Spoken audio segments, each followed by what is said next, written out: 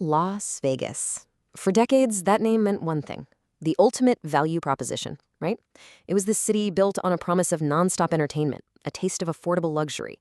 That feeling that anyone could live like a high roller, even just for a weekend. The spectacle itself was the whole point. I mean, just picture the Bellagio fountains. For years, they've been the absolute crown jewel of the city. A completely free show. This incredible choreographed dance of water and light that just gave the city this touch of class. It was that kind of magic, something for everybody, that really defined the Vegas experience. It was a symbol of that promise, you know? But let's be real. If you've been to Vegas lately, you've probably felt it too. That classic value, it's just kind of vanishing. The magic is still there, for sure, but wow, it comes with a much, much higher price tag. Something has fundamentally changed.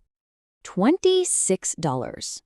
Seriously, let that sink in for a minute.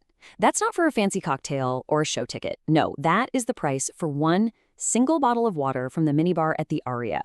And this isn't just a one-off thing. It's a huge red flag for a much bigger problem. It feels like you're getting ambushed by these little charges at every turn. $40 for mandatory valet, $60 if you want to check in early, even if your room is already sitting there clean and empty. And oh yeah, the infamous resort fees, $50 a night, sometimes more, for things you're probably not even going to use. It really is a strategy of 1,000 tiny cuts to your wallet. So what happened? How did the city of cheap fun turn into this minefield of surprise charges and just eye-watering prices? Well, the answer isn't just inflation. It's a deliberate, systemic change in strategy. So let's peel back the layers and find out what is really going on here. Okay, so it all traces back to this one single massive financial decision. A deal with the devil, you could almost call it, that the casinos made with themselves. They completely changed the business model of the Strip. And guess who's paying the price? Yep, you, the tourist. First, you gotta understand who they're even trying to attract now. The old Vegas was all about volume, right? Get millions of people through the doors for the cheap buffets and the nickel slots. The new model, it's the 80-20 rule, pure and simple. Make 80% of your profit from just 20% of your customers. They are no longer chasing the average Joe. They are chasing a smaller, wealthier crowd that's willing to shell out big bucks for premium experiences, like those huge concerts and big-ticket sporting events. And this brings us right to the heart of the issue, what we're going to call the casino death spiral.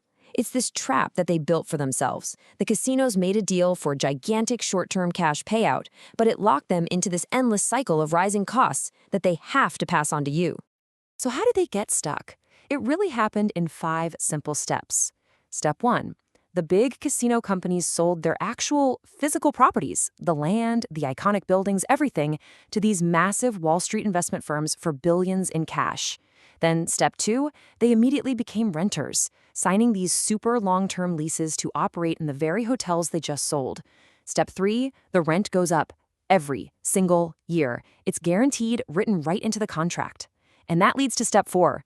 They have to hunt for revenue absolutely everywhere to cover that climbing rent bill. Which brings us to the final step, 5. The fees skyrocket. All of a sudden, those resort fees, parking charges, they aren't just extra profit anymore. They are literally essential to pay the landlord. So what's the real-world impact of all this? Well, the numbers, they don't lie. This whole strategy is actively changing who can even afford to go to Las Vegas, and it's having a huge, measurable effect on the city's economy. I mean, just look at the visitor numbers. In the first 5 months of this year, Las Vegas saw 1.1 million fewer visitors than it did during the same time last year. People are voting with their wallets. The high prices are starting to push the average tourist out of the picture. And check out where the casinos are making their money now. It's not mostly from gambling anymore, not even close. A massive chunk of their revenue now comes from rooms, food and drinks, and especially those extra fees and entertainment. They've totally flipped from a gambling-first model to a fee-based model, where every single part of your stay is a potential profit center to be squeezed. And the fallout is hitting the workforce, and it's hitting them hard. Fewer tourists and a new focus on high-margin services that don't require a lot of staff, well, that means layoffs.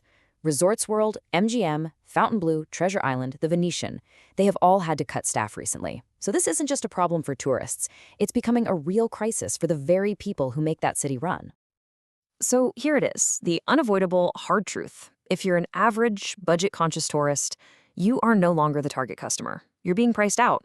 And those fees you're paying, they aren't for some added value or luxury. They're just to help these massive corporations pay their ever-increasing rent to Wall Street.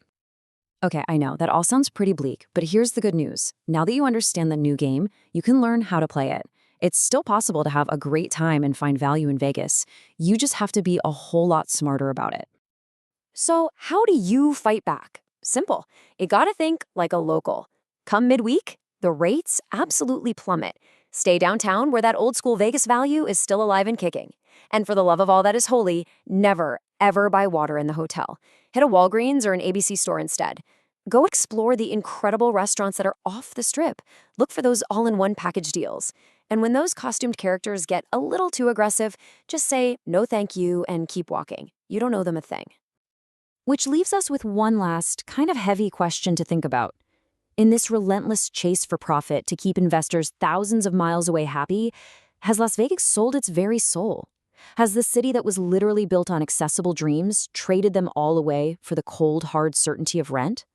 It's something to think about the next time you're standing there watching those fountains dance.